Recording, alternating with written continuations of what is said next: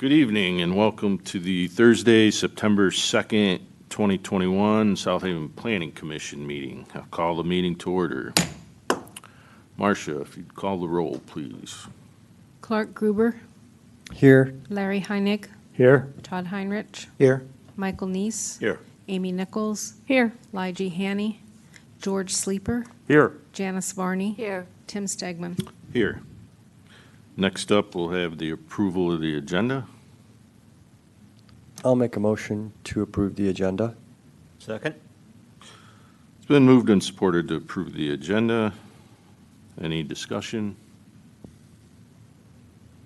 All in favor of approving the agenda, please say aye. Aye. All opposed? Agenda is approved. Next up, approval of the meeting minutes from August 5th, 2021 regular meeting. Mr. Chairman, I move to approve the minutes of August 5th, 2021 as printed. Second. It's been moved and supported to approve the August 5th, 2021 meeting minutes. Any other discussion? Seeing none, all in favor, please say aye. Aye. All opposed? Minutes are approved. Next up, interested citizens in the audience will be heard on items not on this agenda. Okay, come up, state your name, address, and you have 5 minutes. Sure. Matt O'Connor, Grand Rapids, Michigan. So I'm the developer on Trailside Development that was on the agenda last month. And so just wanted to talk to the commission that the members that we've submitted the responses that you guys posed and oh, there we go. Okay. Submitted responses that you guys had posed the questions on last month, and happy to answer any questions. I know that this isn't open for a vote tonight, but just want to let you know that we've got all the answers to last month's meeting. So happy to answer any questions, but excited to continue to progress on this project. So. Okay. Did anybody have any preliminary questions? I don't think we've seen what he's submitted yet, so maybe a little early. Yeah, Brad and I have been in discussion. I don't know if Brad wants to comment at all. You can use some of my 5 minutes, but. Well, as you all know, he has submitted plans. We do have plans. It's just getting those assembled into a packet. That is what has to be done. Right. And I believe Travis did work with Matt yesterday to try and distribute some stuff out to you all to review on your own time. Yeah. So it might be a little early. Everybody might have gone through it. No, quite I understand. yet. I just wanted to show that we're spending the time to diligently answer any of the questions that you guys have. So, Okay. look forward to seeing you next month. Thank you. All right. Thank you, Matt. Is there anybody else in the audience that'd like to speak on an item not on this agenda?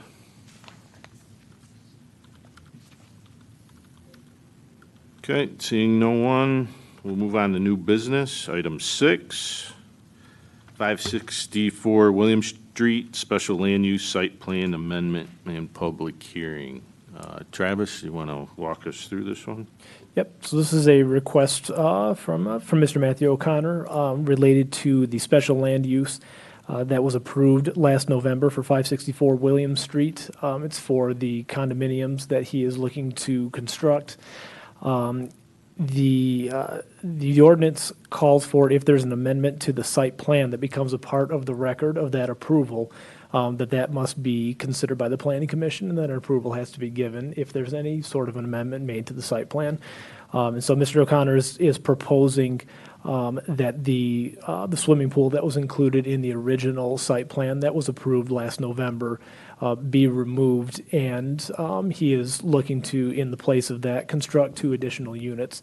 Now, the other items of note in there that are noted in the staff report are that there's been a slight change to the parking set up as well. I believe likely because of the additional 2 units, the garages that are attached to each unit have become single-stall garages. But additionally, he has added a row of 8 parking spaces on the lot as well to provide for the 2 full spaces for each unit. So that's how that is accomplished. The other item is more of an aesthetic nature, but if you do notice that the facade of the 2 buildings is more of a squared off along the lot lines now versus the more staggered design that was in the original site plan. Additionally, like I said, I did note in the staff report as well that the planning commission may want to discuss the open space that's required by the ordinance. The swimming pool likely would have covered that, and there is additional space here, but it's just an item that the planning commission may want to discuss with the applicant this evening. So the applicant's here, obviously, and I think is available here to take any questions, so. Okay. Matt, was there anything you'd like to add to what Travis said? No, thank you, Travis. Yeah, the pool just doesn't seem feasible, and we can park it appropriately with the 8 units with the 2-to-1 ratio of 16 parking spaces. So that's kind of the direction we'd like to head. So happy to answer any questions. Okay. Does the commission have any questions for clarification on any item before we open the public hearing? I have a question regarding removal of trash, garbage. Are you planning on having a dumpster there, or are individual units going to take care of their own trash? Individual units. And And those will be stored in the interior of the garages. I thought that's how I read it, but I wanted to clarify that. And I'm sure that staff has already taken care of this, but as far as water runoff, and we're talking too about landscaping or green space or something, has that been addressed as well? Can you clarify that a little bit? Yeah, I was just wondering, is there appropriate means for that? Because it sits up there and Oh, okay, I in understand. terms of water runoff and how that's being handled. Yeah, that'll all be handled by the civil engineer. Okay. To make sure it's appropriately Okay, discharged. all right, thank you. George? My question had to do with, so I've seen the overall layout, and I saw like the renderings from the previous submittal. Are the buildings going to be pretty much kind of the same as what was in the previous rendering as far as the number of stories and? Yep, yeah, yep, similar in nature to those. We're still working through a little bit of the design. I guess the purpose of this exercise is to show that the density fits and the parking fits. Okay, So we'll certainly come back as we go through the planning process with the team here that, we'll show you the renderings of the final design before we pull a okay. permit. All right, thank you. And then I guess it was talked about, the pool's being removed, and I can see where engineering-wise that might have suddenly become a nightmare. It looked great. But, so can you talk about the green space and what's going into that spot? Because now, like I said, the green and open space might be a little lacking. Again, it's a downtown area, so we are going to have the renderings we're working on right now do have a lot of outdoor space. So a portion of the roof will be flat, a lot of outdoor space. So we could look at some green space up there, some planters. We are fronted on 3 sides, or 3 streets. So we can look at adding some landscaping as we work. So is the landscaping, is that an open spot there in the middle? I'm just trying. It is. It is dramatically drops as you know the topography of that site. So yeah, we will try to accomplish as much landscape as we can there. But again, it is a downtown, dense, urban site. I biked by it twice and ran by it twice today, so Okay. I'm familiar. Okay, cool. just wanted to have you an opportunity to talk about that prior to anybody opening it up for the, okay. Anybody else? Okay. Thanks, Matt. Thank you. All right, let's open the public hearing. I'll make a motion to open the public hearing. I'll second it. It's been moved and supported to open a public hearing. Is there any other discussion? Seeing none, all in favor, please say aye. Aye. All opposed, motion carries. It's now open for public hearing. Anybody who wishes to speak about 564 William Street? Please state your name, address, and you have 5 minutes. Mary Hasley, 726 North Shore Drive. I noticed that it's going from 6 units to 8 units with a 33% increase in the number of units, and I am very appreciative of your cognizance of the fact that with drainage, and especially in light of the proximity to the Black River and the impact of not being properly drained and avoiding runoff, direct runoff into the river.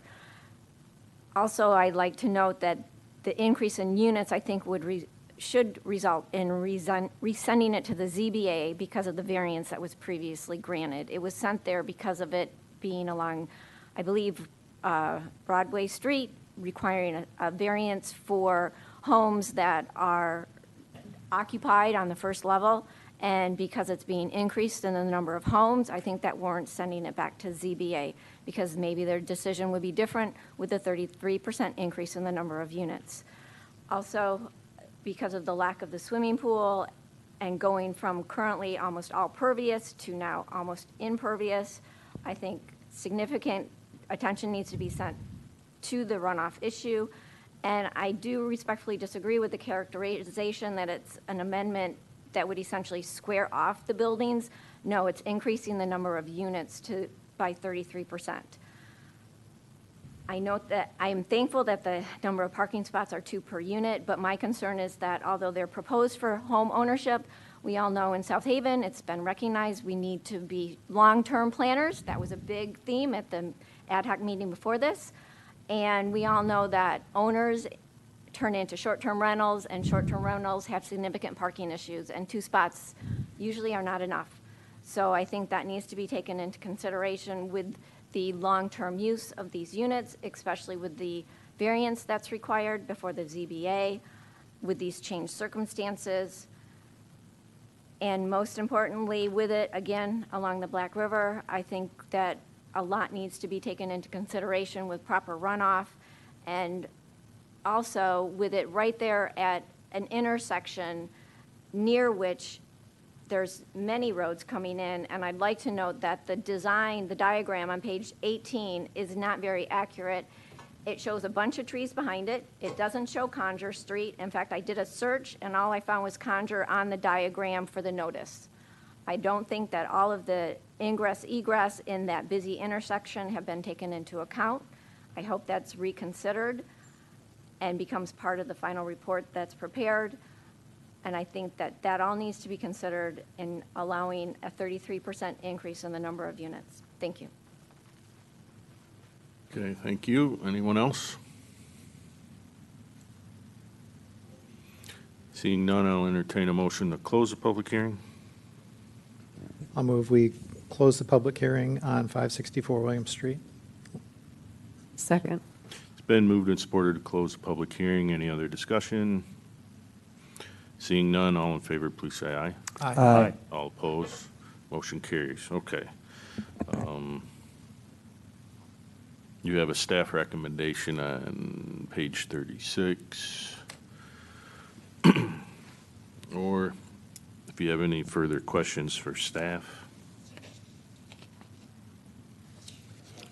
I guess the only questions I have for staff, if these were normal homes, I thought the maximum number of bedrooms in the initial project was 3 in a unit,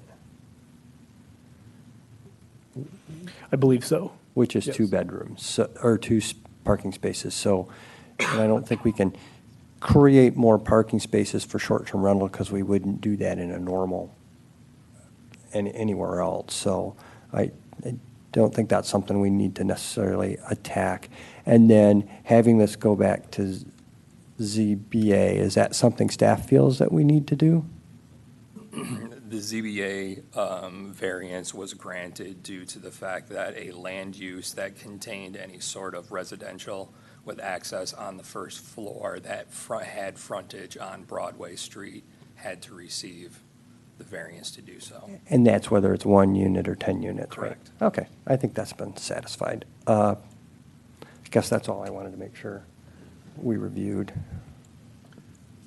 Question for Matt. Ms. Hosley brought up short-term rentals. There are condominium associations in the city that have opted out in that, in their condominium documents. Do you have any sense, I know you probably aren't going to be the creator of those. Do you know how this is going to be marketed? Not at this point, but again, it's a for-sale product, so I can't speak for the future owners, but we'll certainly follow the rules and build it accordingly. Okay, thank you. Well, and to follow up with you, Todd, I know that this probably will be a condominium association, right? Correct. And there are initial documents that you can put together. Correct. And in fact, I think my units had an initial document put together, and I was the first or second person to buy in, and it had a statement of no short-term rentals. So that is something that could be put in. Potentially. Okay, which, as long as we're on that same line, that it is something you could do, not that, Well, yeah, I you're mean, not we're- going to. And someone then could vote it in or out later on, too, once they take control of the association. Certainly. I mean, at this point, we're getting to what is the number of units, what is the density, so we can move to the pricing, which is probably the biggest thing, the construction pricing, so we can get that done, and then we'll move to the condominium. Right, but Documents, certainly that document, that could be put in the document. We're not saying you have to, but No, it is a yeah, valid yeah, statement that it could be done. absolutely. Okay. That's a fair statement. Anybody else?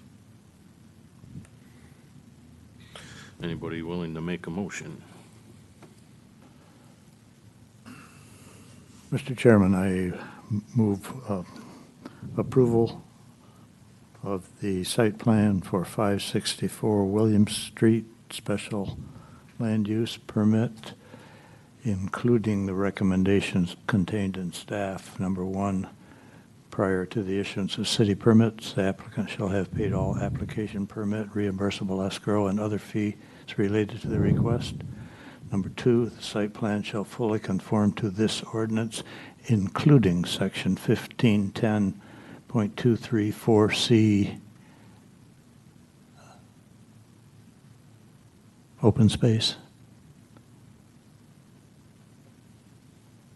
Okay. and all applicable city, county, state, and federal statutes, rules, and regulations. And number 3, the applicant shall submit all site plan materials as deemed necessary by the zoning administrator and building inspector. I'll second. It's been moved and supported. Any other discussion? Larry, I believe you said 1 through 4, correct? I read three conditions. So we're not including the 4th No. condition? No. And just as an FYI, number 2 was slightly changed. So section 1510 was added. I have a question for Larry. You added that for a reason. I actually went and looked at that when I was preparing for this, because this seems potentially more stark use of this piece of property than was originally proposed. I mean, it looks featureless. I'm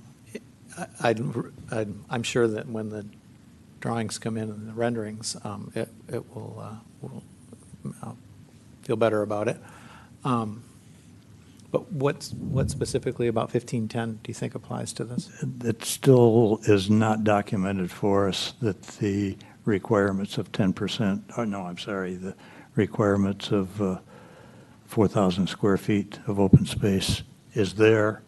We just have a verbal commitment, and I'm sure that it will be there, but we haven't seen it yet. So I just wanted to specify in my motion that be there, required. Good. Anybody else?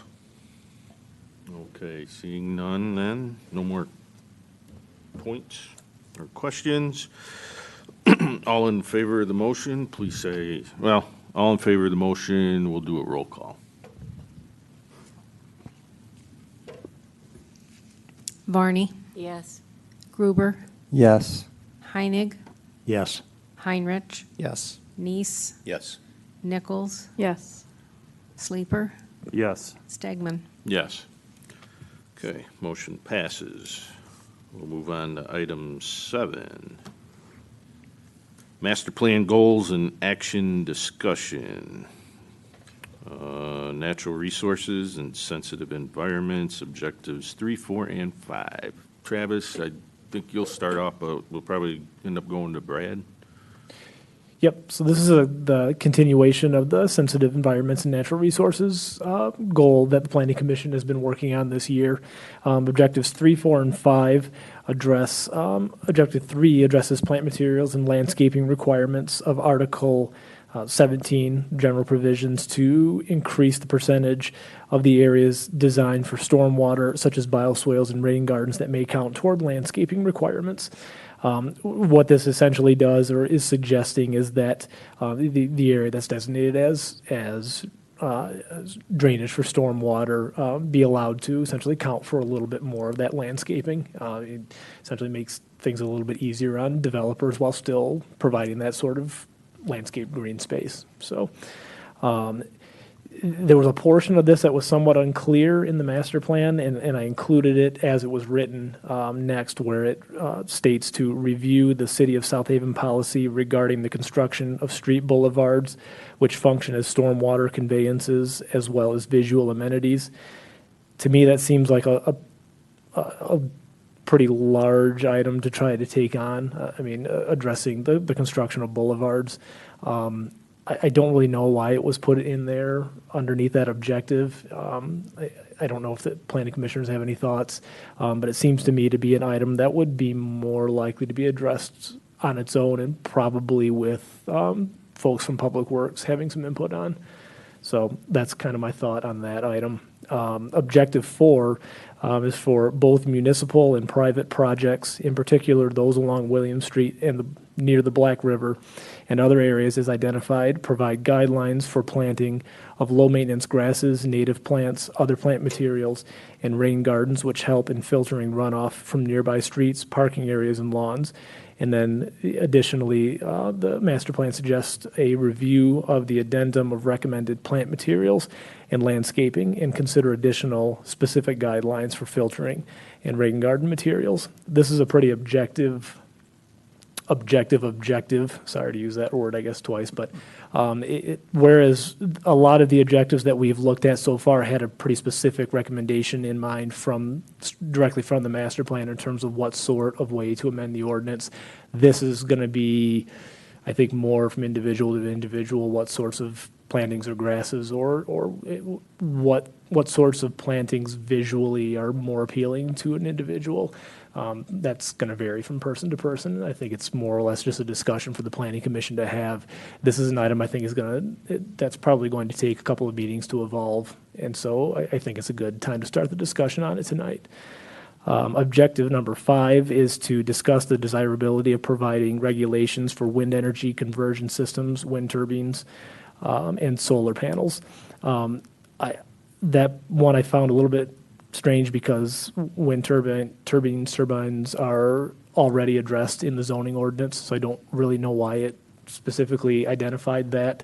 But solar panels are not. And so we have provided an example of language from a different township in Michigan and how they are regulating solar panels. And so I think what we'd like to do tonight is get an idea from the Planning Commission about whether or not that's an item that you'd like to look at regulating and setting standards for, and then if potentially the ordinance language that we've put in front of you gives sort of a framework for us to get started and putting together some draft language for you. Okay.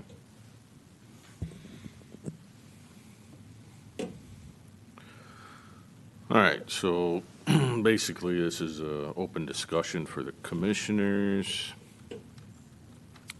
And I guess we'll start with objective 3, which is the amending of section 1709.5, part B, plant materials and landscaping requirements of Article 17, general provisions to increase the percentage of the areas designed for stormwater, such as bioswales and rain gardens that may count toward landscaping requirements.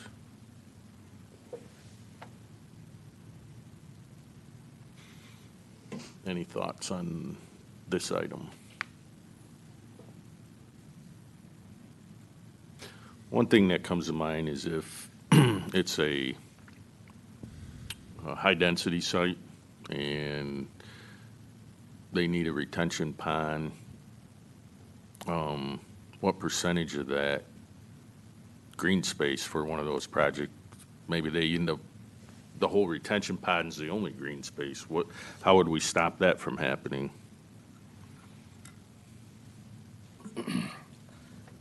As the way the ordinance is written now, I believe, under a typical situation, that this would cover 5%. 5%, okay, of that pond would be countable towards green space. okay.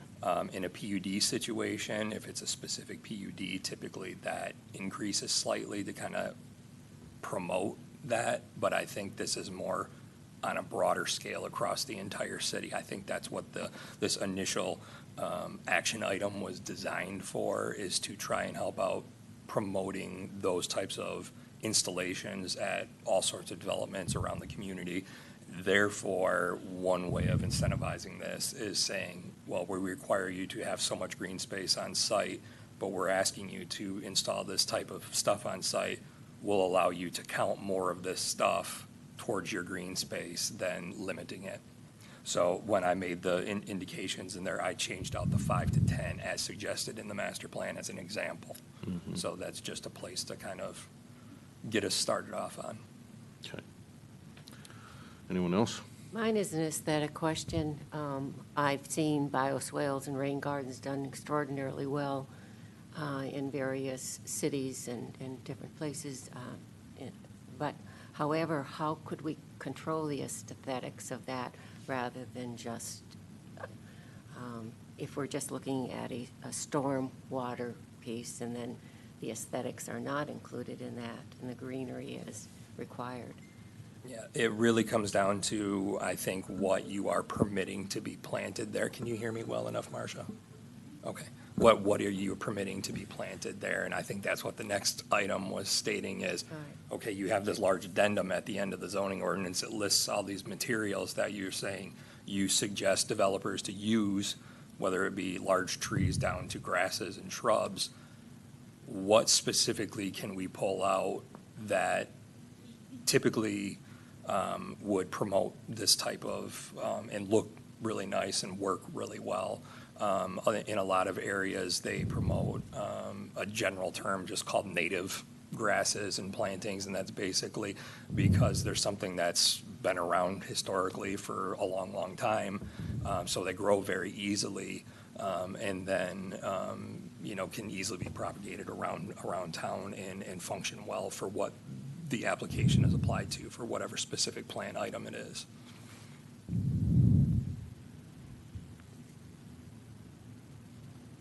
I have a question. Yes. This might be for staff. On page 44, the introduction, the goal, I read this earlier, I didn't miss this. On or near the development site or maintenance location, it's in the bold paragraph.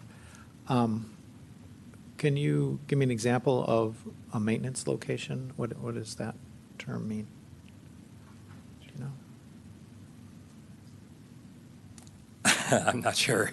I really don't understand what it was. It may be a large maintenance facility installation.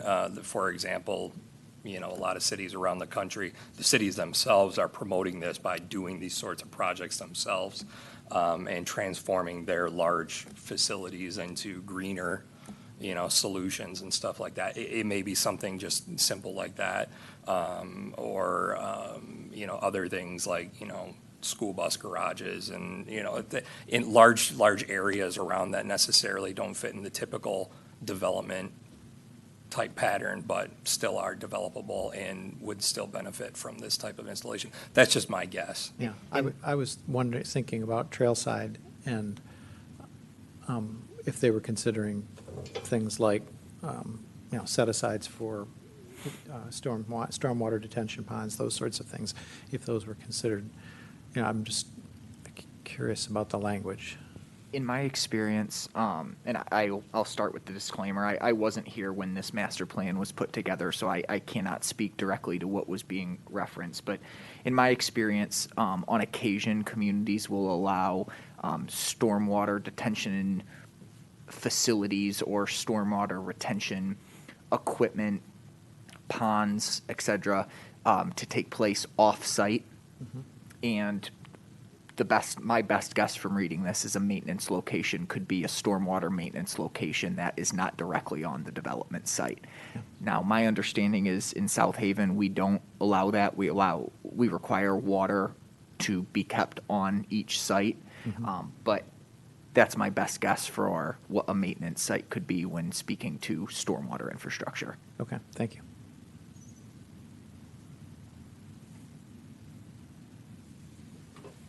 Anyone else?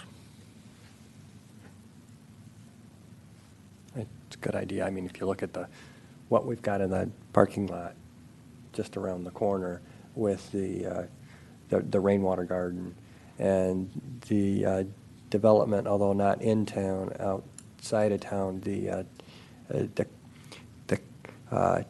team that it wants to take and make the event center, and they've got their larger event center. If you go in their back, I'm pretty sure their retention pond has a sprinkler system. It looks like a fountain, and the first thing that came to my mind was that is a retention pond, and that is a masterclass in creating that visual open space, and they have to have it. It's like, how can you figure this out? So to be able to allow people to design this way, I think is a way that, we need to be forward thinking here. So yeah, I think it's a great idea. There are, two for sure downtown, one on the west side of City Hall and the other on the corner of Huron and Kalamazoo at Correct. parking. And it works. Mhm. And serves a purpose.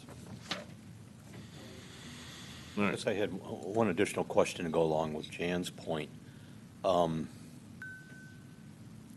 Is there any way we can specify that the project has to involve, that has to match the character of the natural environment that already exists? In other words, we're using grasses that would natively grow in this part of Michigan. We're not putting in palm trees to make it look. So can we codify, to help with the aesthetics, that it has to match the character and nature of the existing environment? Something like that, I don't know. I feel like, Brad, I think you kind of already said it. I think if you specify native plantings, I would think that would likely cover it. And of course, that comes down to interpretation of what's a native planting, but I think it makes fairly clear that, like you said, it's the intent is not for tropical plants to be grown or anything like that. That wouldn't normally occur here. Yeah. It's something that is found all over the place. What you just described, people do put those in their ordinances. A lot of the plants that are identified in here were picked strictly by the arborist because they're non-invasive, and they would promote what's already been around or is, comfortably fits into this area, or, survives well in this area due to drought or other extreme environmental conditions or pests. That's the reason that they're there, and they require that those only be the ones that are installed and not other things. But yes, I've seen lots of ordinances that will state, typically native plantings only, and then they will have either a section listing what types those are, or, how to contact someone that the landscape architect can get in contact with to work that in. That answers my question, thank you.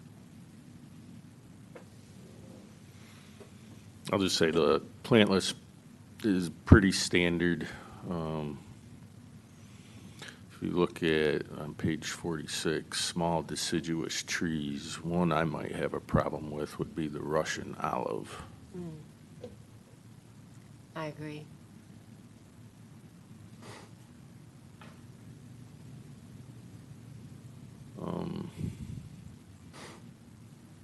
Baltic ivy is pretty invasive, but it covers well.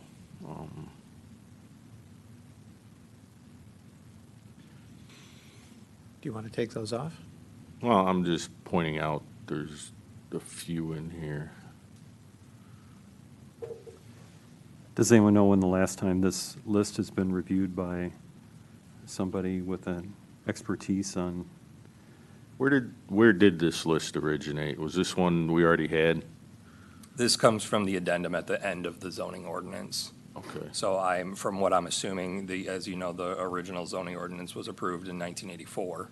Yeah. And I'm sure a lot of this came from them that And time. we went through this when I was on city council because they didn't have, I remember in Pine, they didn't have Pinus strobus, which is the state tree. They had taken it off, and I was like, you can't take off the state tree from our hometown planting list. White pine? Why not? Mm-hmm. We're rebels. What? We're rebels, why not? Yeah. They're sappy. Does this list need updated then, Tim? It wouldn't hurt. That might- There's a few on here with the insects and things that we have going on right now, I might have an issue with. Yeah, it scared me reading it because it looked like my typical shopping list going to Hunt Tree. But that's, And this is an item, if it helps, we can ask that the city arborist review or take a look at this list and maybe make some recommendations. And that was something that we can bring forward to you at the next meeting, then that'll be from someone with a little bit more knowledge in this area, so. Yeah, and there's a couple I think we should add that aren't here. All right, we'll look in that in the off time. Okay. So I think we're in agreement, we're gonna do some light updating on the actual plant list prior to looking at this one again. All right, let me get back. So we'll move on to objective 4.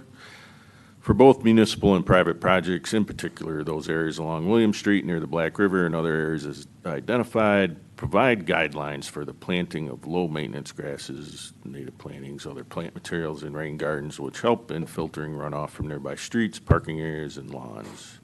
Review addendum of recommended plant materials and landscape and consider additional specific guidelines for filtering and rain garden materials.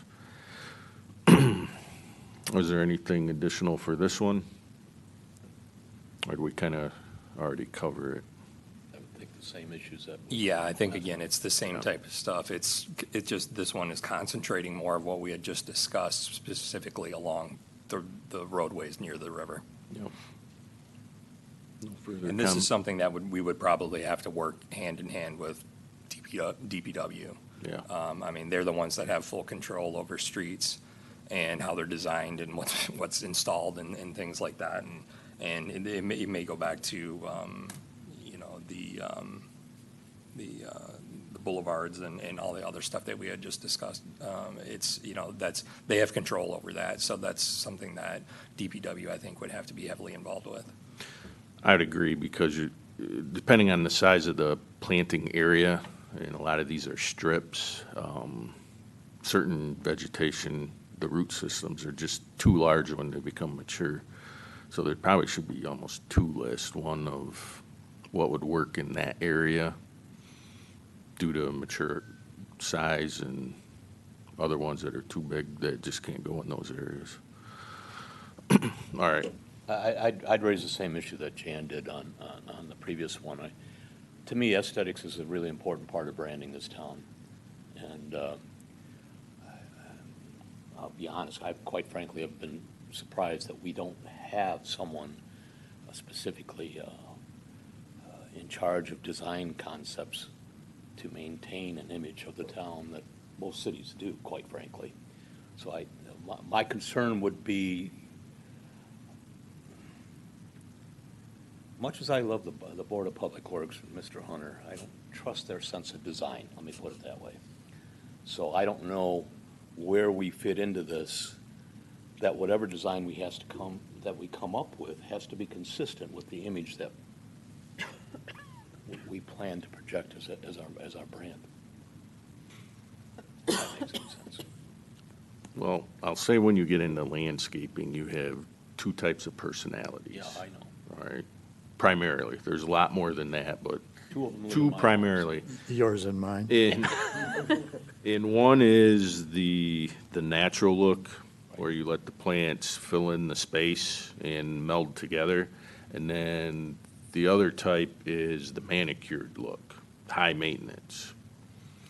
And personally, I think when you're dealing with especially public property, letting it grow into that space is more desirable than requiring a lot of pruning and trimming and weeding. Even within that, Tim, there's still design specs. There are, and well aware. Yeah, I'm not suggesting we put artificial flowers on William Street, so. No. All right.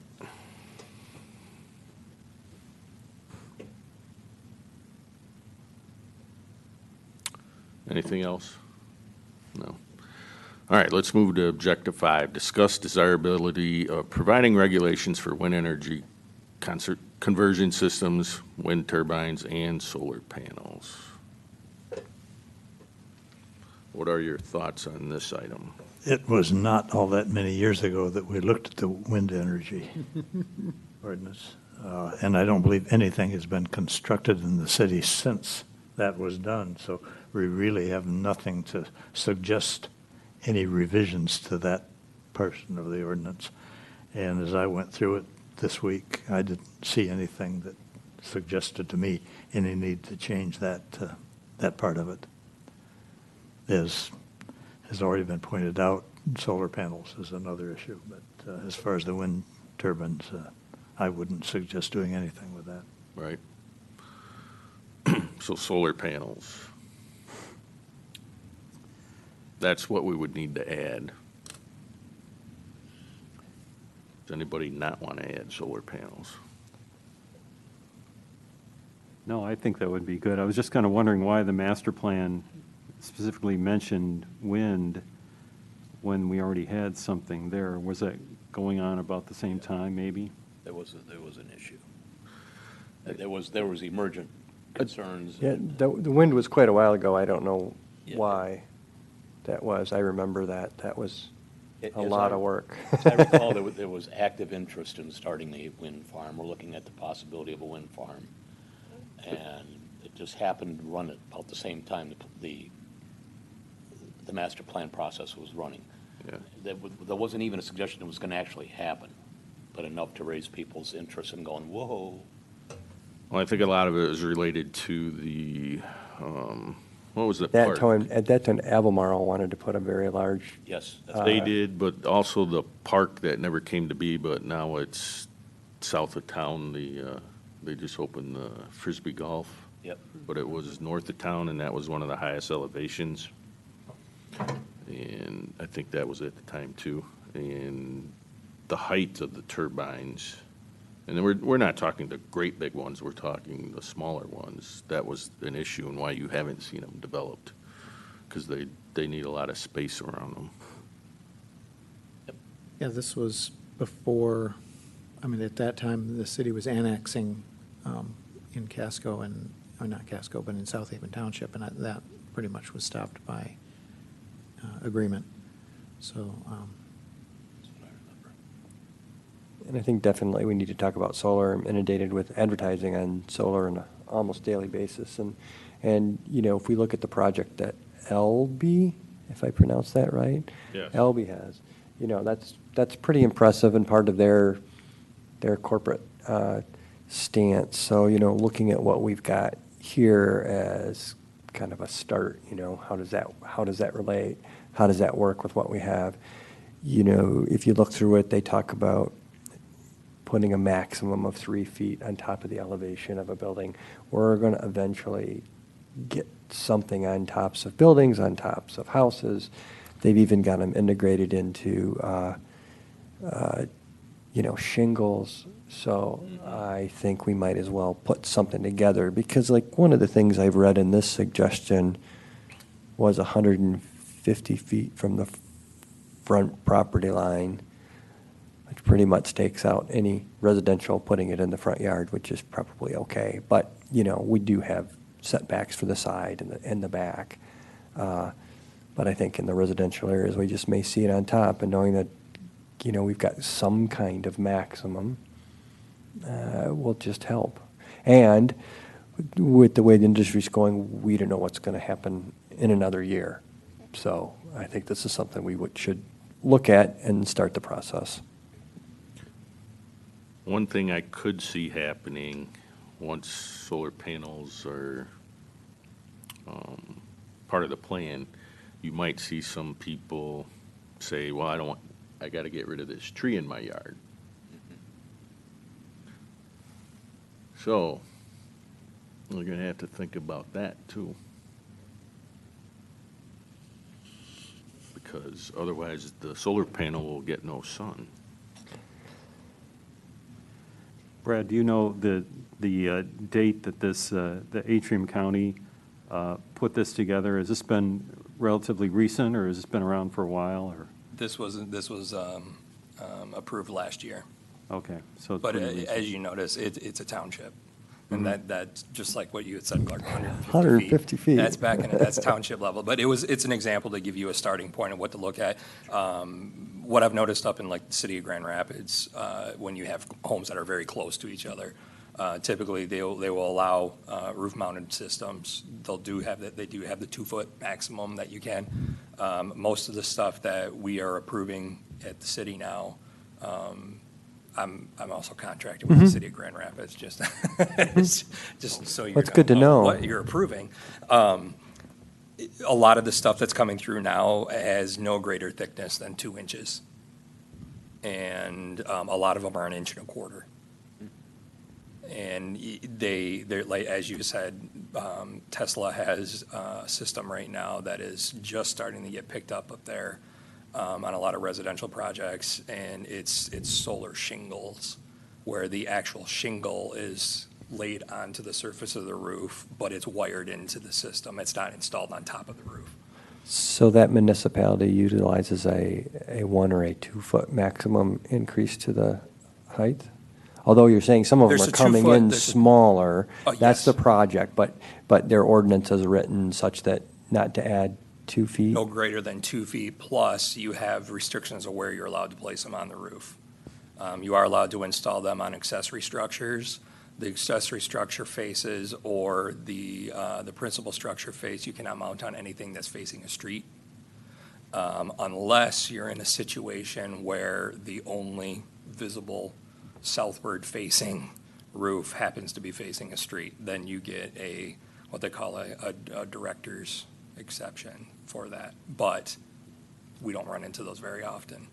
In stuff facing the street, what kind of glare have they found? And what does that do with, is there any issues with night sky, moon?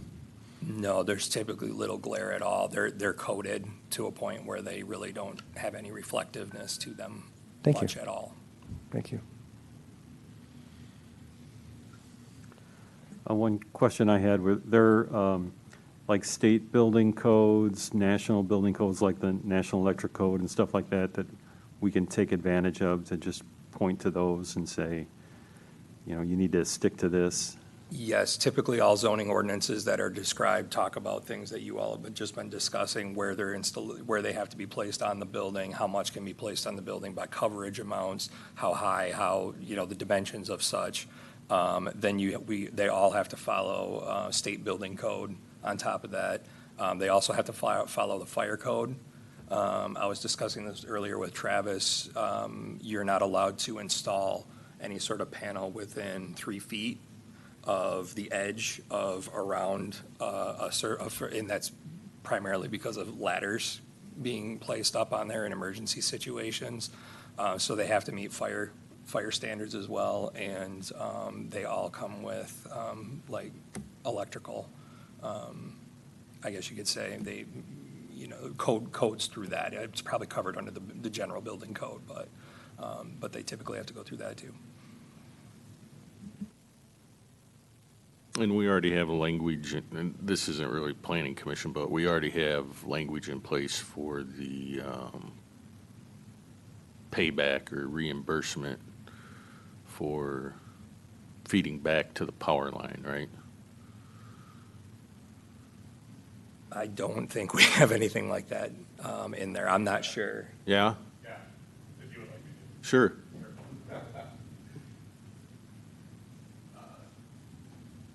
Yes, I was recently examining doing a approximately $20,000 solar project behind my house, so I am familiar. There are several new codes as recently as 2017 that were added to National Electric Code, even so far as while the solar panels themselves generate electricity, and then they will transfer to a inverter that will convert it to AC that your house can use. In the event that your power is shut off, even that has to be killed for firefighters that may be going through your roof. So even those lines that are coming from the solar panels must be completely devoid of any current. So there's tons of safety stuff that were added to that. The city also does have agreements that can be in place. They're all through the Board of Public Utilities, but there are buyback agreements that you can have. It's a two-way measuring meter, so it measures how much electricity you use from the city and then how much you would put back in if you overgenerate, and then you can be reimbursed for that at the end of the year. So that stuff does exist. And just as a comment, do most systems feed out instead of utilize internally? Just for ease to give that consistent? So with the two solar systems that you might have, the general parlance would be an on-grid system where you are also tied to the city, and then we would have an agreement like this. Off-grid being entirely, it is your own thing. Off-grid systems still would have to comply to NEC electric code. On-grid systems, our particular net metering agreement is what we call it, actually has in place a 3-tiered system where you wouldn't build more than your projected electric usage. So you ultimately wouldn't really come more than just zeroing out what your usage may be. Okay. What ends up happening at the end of the year is if you overgenerate some of the time based on what you used, the city reimburses you only up to the point of what you had generated, what you had bought. So if you build this giant solar farm behind your house, it's not like the city's paying you thousands of dollars every month and you're making money off of it. You will really only ever come out to just not having an electric bill. That's really all it does. It's not a revenue generator. Correct. It's revenue neutral. Correct, Okay. which unfortunately I did not think was the case in the beginning and was one of the smaller reasons why I don't currently have solar behind my house right now. But yes. Okay. Thank you. Anything else? Thanks. No problem. Look at that, another skill out of the back room. No. I was just going to say, I'm lot of glad magic he's here because happens it sure back wasn't in the zoning code, Appreciate Tim. I love IT guys. I know. So, A lot happens. So is that, some of that information, would that need to be in our ordinance, or would that be handled through, this is what we allow in the way of building, then you would work directly with Board of Public Utilities with regards to that part of it? Yes, and we that don't would make be- this overly burdened. Okay. Yep, that would be how it's done. We would just strictly deal with the actual building of the structure itself. But the two are tied together for sure. All right, anyone else? Just one more question I thought about. So we're pretty much talking about permanent. Is there any kind of like temporary solar structure that we would need to worry about, or is it just permanent installations, you think? I've only ever seen permanent installations or conversions. You know, I had a friend that charged his electric car with a solar panel thing that he wheeled out of his garage, but I mean, that was just for fun, you know? I mean, you put it back in the garage. I haven't seen anything like that that we would have to, you know, meet a zoning code for. Well, there are those kinds of systems. MDOT uses them to, these arrow boards, some of those are solar. And there are traffic signs, speed signs along roadways that are solar. So there are small portable units that are available. That's not, I don't think that's what we're talking about here, but. That's right in line with a portable generator. Yeah.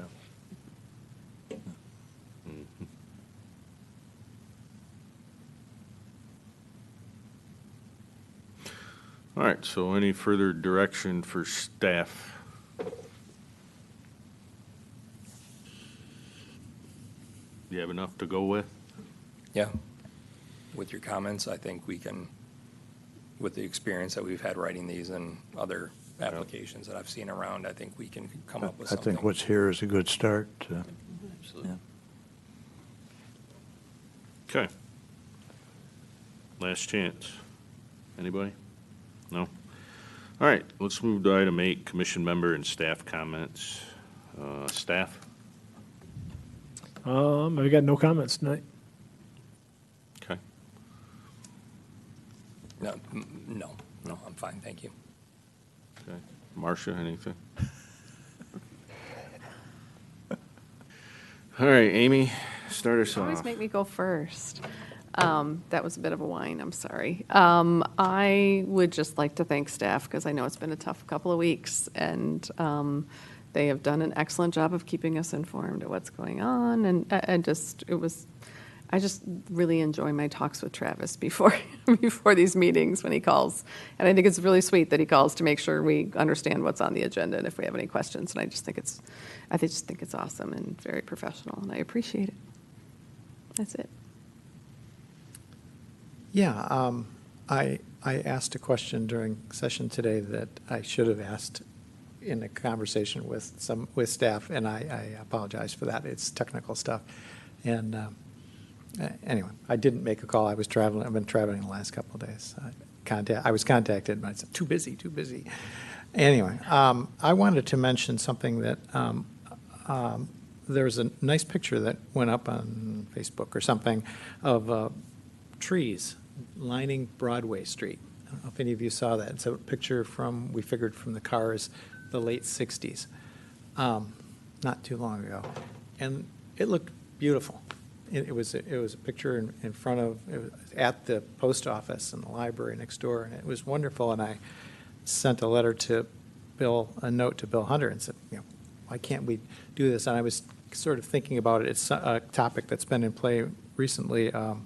People are asking City Council to revisit the road diet on Broadway, which I very much support. We live right off of Broadway, and it's been a very welcome thing for us to be able to get across the street. It's just slowed down traffic, and I wonder with the road diet and there not being a lane of traffic right next to a mature tree, if that wasn't something that we should think about. And I just want to let you know, I hope you'll think about it too.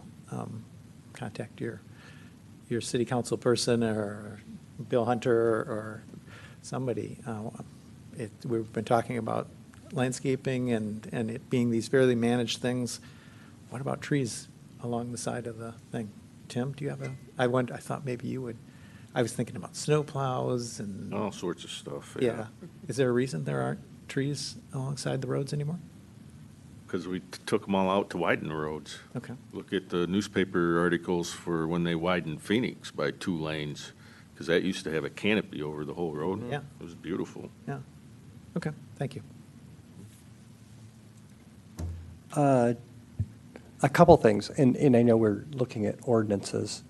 You know, we actually have a no busking ordinance, but you really can't enforce that. I think Saugatuck tried, and that didn't work out too well for them. However, something that I find is new this summer is busking went from an individual with an instrument singing to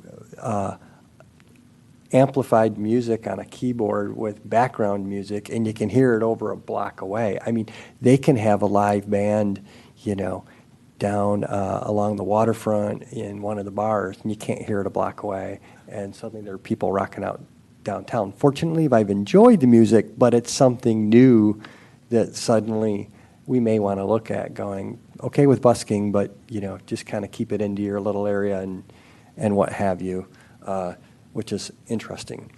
Monday night, I think council's going to take up our rezoning that we went forward with. So good luck with that. As our representative, you know, it is a housing issue. There are a lot of there are projects out there. There's a lot of chatter going on, but you know, no matter what, it's just a rezoning. So hopefully, you know, you guys can help there. Which leads me to this. So on Facebook today, I made a comment to kind of expand on some information that was presented, and somehow someone then requested additional information, and I was busy, not something I wanted to deal with, but that info got screenshotted and sent to staff, and I did not intend staff to have to go out and, you know, answer some questions on behalf of that. So, you know, I hate not to be helpful online with the information that I have. I've had many people say, hey, thanks a lot for just throwing some facts out there. So I may have to end that. And so that's just something that'll have to happen. I got canceled. I know, try to be helpful. No comments tonight. I agree with Todd's expression of looking back over our city and seeing the trees that were there. I know that was one of the reasons we came to South Haven, was that canopy of trees, which was so beautiful. And so, you know, the bareness of Broadway is kind of starking sometimes. So I hope that we'll continue to look at that. I just want to extend my thank you for the opportunity to have the subgroup continue to keep that conversation alive. I thought it was very, very helpful, and thank you for making the efforts to make sure we don't drop the ball on that, and let's move that forward. I want to thank Clark for trying to help by answering questions online, and I'm sorry, sometimes it's the old saying, no good deed goes unpunished, so sorry about that. Just to clarify, the city council meeting is on Tuesday next week, just because of the holiday being on Monday. And yeah, I'm looking forward to advancing that effort one more notch. We still got a long way to go, though. And the last thing I was going to mention is, so I did get an email. There's a Michigan planning virtual annual conference is in October 27th through 29th. So I have attended some of the Michigan Planning Association things, and they're pretty good. So that's all I have. Mm-hmm. When we're speaking about Broadway, back in the day, that was all residential. And there's one home I can think of. It's down by the Chamber of Commerce on the side street there, that was sat where the post office is, and that house was moved. So you can picture that house on that corner at one time.